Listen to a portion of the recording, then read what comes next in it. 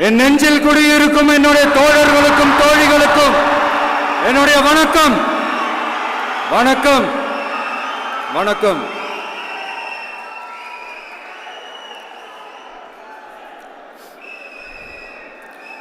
கதறல் சத்தம்லாம் எப்படி இருக்கு?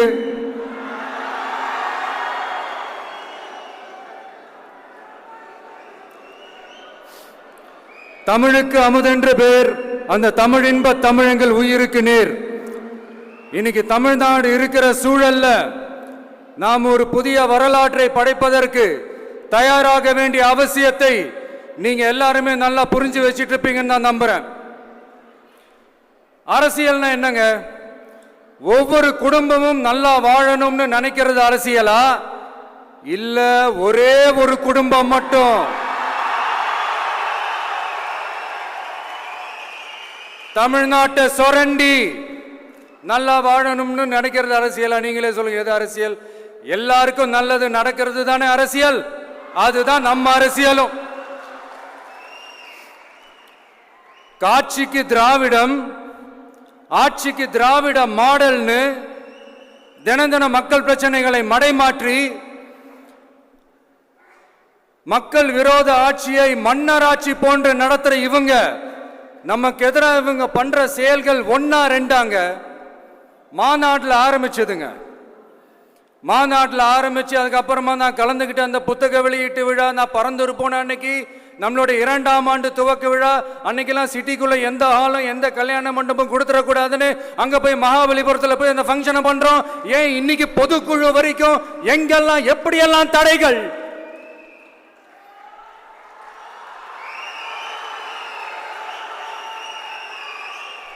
ஆனா அத்தனை தடைகளையும் தாண்டி நம்மளுடைய தோழர்கள் சந்திப்பு நிகழ்ச்சிகள், மக்கள் சந்திப்பு நிகழ்ச்சிகள் தொடர்ந்து நடந்துகிட்டு தான் இருக்கும். அது தொடர்ந்து நடக்கும்.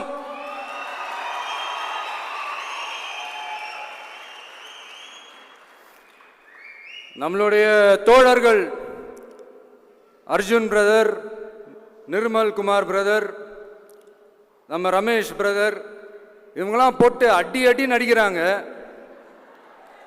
நாமளும் அதே மாதிரி அடிக்கணுமான்னு மனசுக்குள்ள ஒரு யோசனையா தான் இருக்கு.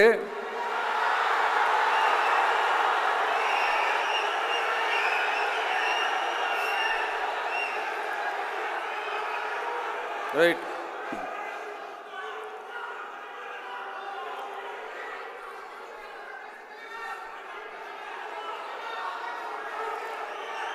ஓகே, ரைட், புரிஞ்சிச்சு.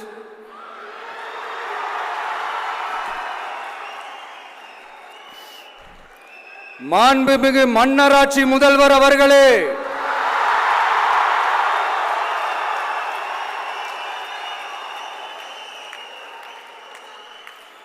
மாண்புமிகு திரு முத்துவேல் கருணாநிதி ஸ்டாலின் அவர்களே,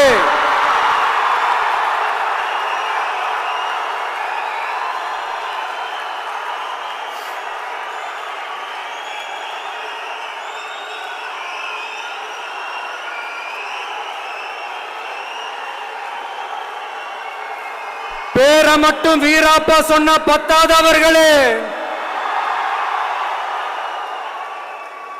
செயல்லையும் ஆட்சியிலையும் அதை காட்டணும் அவர்களே.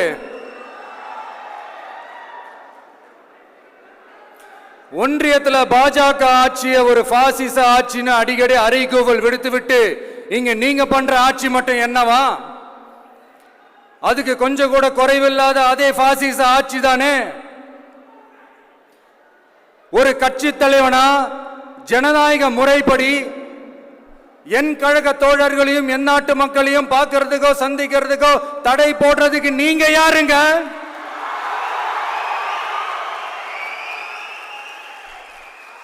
தடையை மீறிய மக்களை பார்க்கணும்னு முடிவு பண்ணிட்டா போயே தீருவேன். சட்டத்தை மதிக்கணும்ன்ற ஒரே காரணத்துக்காக தான் அமைதியா இருக்கிறேன். நேத்து வந்தவெல்லாம் முதலமைச்சர் ஆகணும்னு கனவு காண்றான்னு சொல்றீங்க. அது நடக்கவே நடக்காதுன்னு சொல்றீங்க. அப்படியேங்க எந்த கட்சிக்கும் இல்லாத நெருக்கடியை தமிழக வெற்றி கழகத்துக்கு மட்டும் போட்டுக்கிட்டே இருக்கிறீங்க.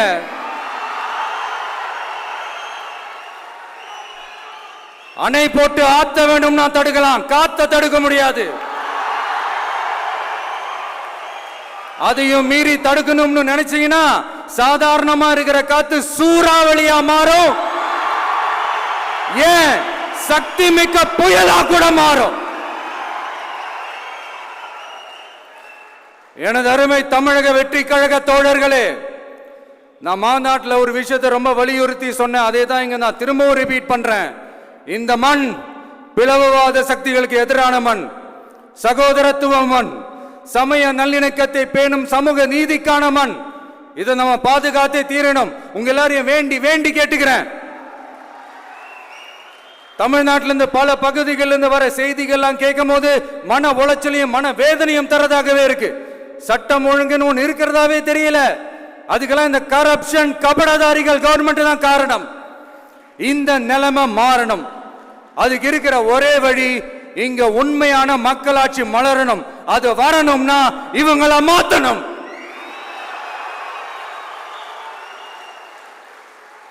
அதுக்கு என்ன வழி? அதுக்கு நாம என்ன செய்ய போறோம்? நம்மளுடைய தோழர்கள் டெய்லி மக்களை போய் பாருங்க, அவங்களோட பேசுங்க, ஒவ்வொரு தெருவுக்கும் போங்க, ஒவ்வொரு வீட்டுக்கும் போங்க, அவங்களோட பிரச்சனைகள் என்னன்னு கேளுங்க, அதை தீர்க்கிறதுக்கு என்ன வழின்னு யோசிங்க. அப்பதான் அவங்களுக்கு நம்ம மேல ஒரு நம்பிக்கை வரும்.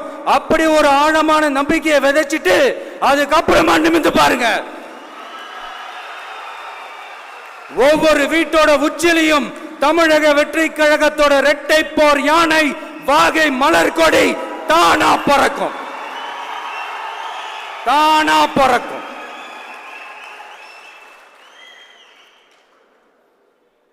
மாண்புமிகு மன்னராட்சி முதல்வர் அவர்களே, உங்க ஆட்சியை பத்தி கேள்வி கேட்டா மட்டும் ஏன் சார் உங்களுக்கு இவ்வளவு கோபம் வருது? நீங்க ஒழுங்கா ஆட்சி நடத்திருந்தீங்கன்னா பெண்கள் பாதுகாப்பு ஒழுங்கா இருந்திருக்கும், சட்டம் ஒழுங்கு சரியா இருந்திருக்கும்.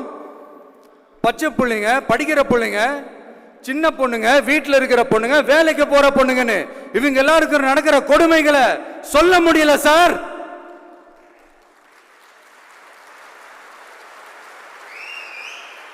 இதுல வேற உங்களை அப்பான்னு வேற கூப்பிடுறாங்கன்னு சொல்றீங்க.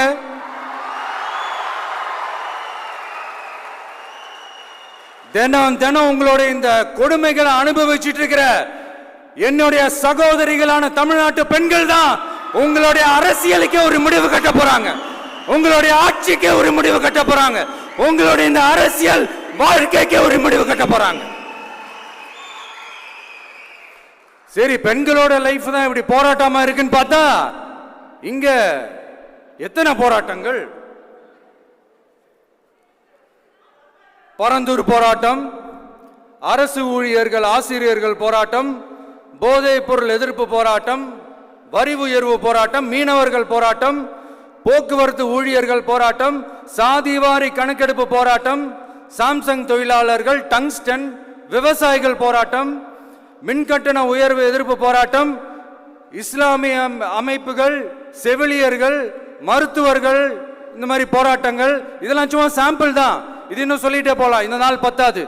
ஆனா இந்த எல்லா போராட்டங்களுக்கும் தமிழக வெற்றி கழகம் கூட நிற்கும்.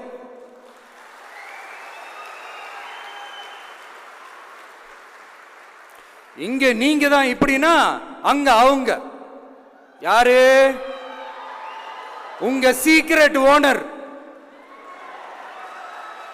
அவங்க உங்களுக்கும் மேல மாண்புமிகு திரு மோடிஜி அவர்களே,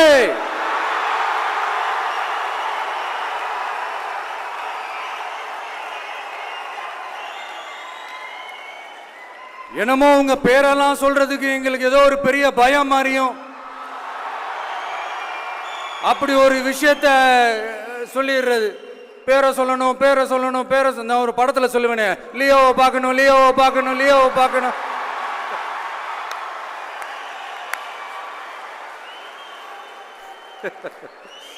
இல்ல இல்ல, சத்தியமா அப்படிதாங்க இருக்கு.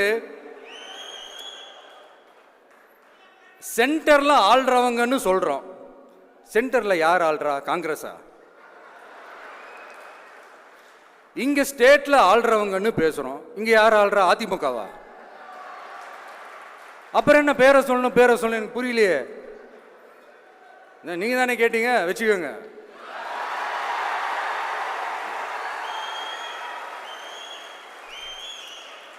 ஓட்டுக்காக காங்கிரஸ் கூட தேர்தல் கூட்டணி, கொள்ளையடிக்கிறதுக்காக உங்களோட அதாவது பாஜகவோட மறைமுக அரசியல் கூட்டணி,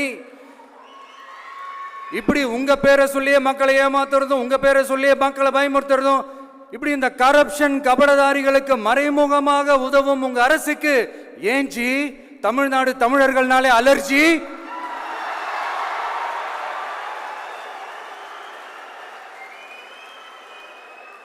தமிழ்நாட்டிலிருந்து வர ஜிஎஸ்டியே கரெக்டா வாங்கிக்கிறீங்க, ஆனா தமிழ்நாட்டுக்கு பட்ஜெட்ல நிதி ஒதுக்க மாட்டேங்கிறீங்க.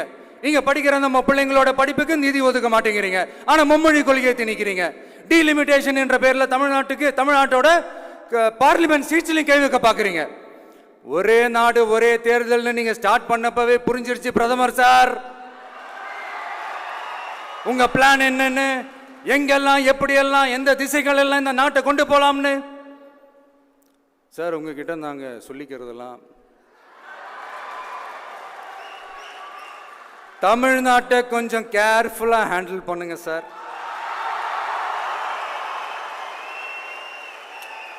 ஏன்னா தமிழ்நாடு பல பேருக்கு தண்ணி காட்டின ஸ்டேட் சார், பல பேருக்கு தண்ணி காட்டின ஸ்டேட் சார்.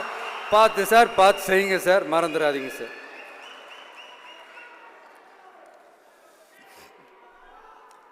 தமிழ்நாட்டு மக்களுக்கு இன்னைக்கு இந்த பொதுக்குழு வழியா ஒரு உத்தரவாதத்தை நாம கொடுக்க போறோம். நம்ம ஆட்சி, அதாவது உங்க ஆட்சி, உண்மையான மக்களாட்சி,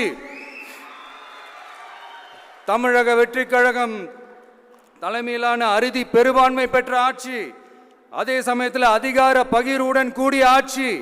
அப்படி இந்த ஆட்சி அமைஞ்சதும் பெண்கள் பாதுகாப்பை 100% உறுதி செய்வோம்.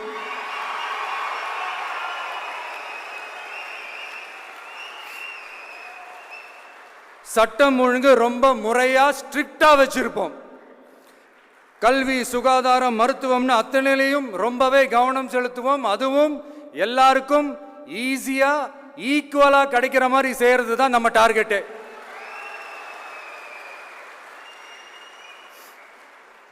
அரசு ஊழியர்கள், ஆசிரியர்கள், போக்குவரத்து தொழிலாளர்கள், மின்சார வாரிய ஊழியர்கள்னு தொழிலாளர்கள் பக்கமும் நாம கண்டிப்பா துணையா நிற்போம்.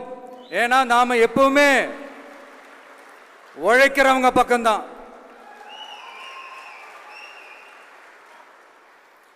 நம்ம தமிழ்நாடு விவசாய பூமி, இயற்கை வளங்கள் நிறைந்த மண். இந்த விவசாயத்துக்கும் இயற்கை வளங்களுக்கும் எதிரா எந்த விதமான ஒரு திட்டத்தையோ நடவடிக்கையோ கொண்டு வர்றதை எங்களால் ஏற்கவே முடியாது. எங்க மண்ணை மக்களை பாதிக்கிற மாதிரி திட்டங்களை தயவு செஞ்சு செயல்படுத்தாதீங்க, அதை நாங்கள் எதிர்க்கவே செய்வோம். தமிழ்நாட்டை எல்லா வகையிலும் பாதுகாக்க வேண்டியது எங்களுடைய உரிமை, கடமை, கொள்கை எல்லாமே. The fundamental strength of politics is uncompromising principles and ideologies. Periyar's social justice, Kamaraj's honest administration, Ambedkar's equal justice and equal opportunity, Velu Nachiyar's social inclusivity and communal harmony, Anjali Ammal's fighting for water resources were the reasons for choosing them as our party's ideologues and policy leaders. I would like to mention here with pride that we are the first political party to declare 2 historic women icons who are India's freedom fighters from Tamil Nadu as our party's ideologues and policy leaders.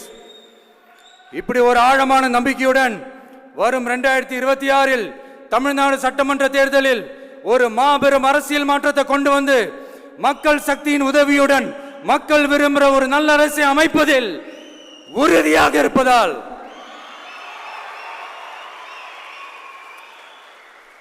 அதை தடுக்கிறதுக்குன்னு சில பேர் பகல் கனவு காண்பார்கள் இல்லையா? அவங்க எல்லாருக்குமே சொல்லிக்கிறது ஒண்ணுதான், காற்று, மழை, வெயில், இயற்கையை யாரால் கட்டுப்படுத்த முடியும்? யாரால் தடுக்க முடியும்?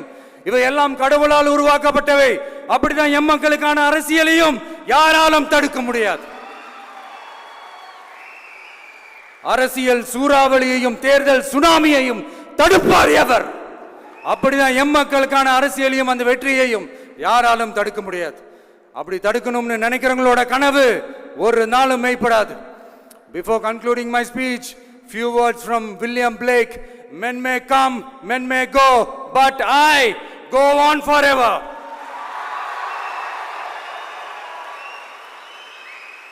ஞாலம் கருதினும் கைகூடும் காலம் கருதி இடத்தார் செய்யின் ஏற்ற காலத்தையும் இடத்தையும் அறிந்து ஒரு செயலை செய்தால் பூவுலகம் முழுமையையும் வேண்டினாலும் அது கைவசப்படும் என்ற திருக்குறளுடன் என்னுடைய நன்றி உரையை நிறைவு செய்கிறேன். பார்த்துக்கிட்டே இருங்க. அடுத்த வருஷம் இதுவரைக்கும் தமிழ்நாடு சந்திக்காத ஒரு வித்தியாசமான ஒரு தேர்தலை சந்திக்கும்.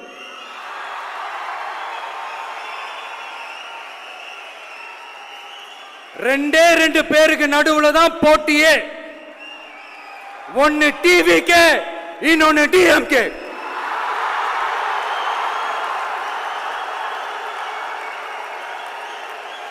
கான்பிடண்டா இருங்க, நல்லதே நடக்கும், வெற்றி நிச்சயம். மீண்டும் சந்திக்கும் வரை நன்றி, வணக்கம்.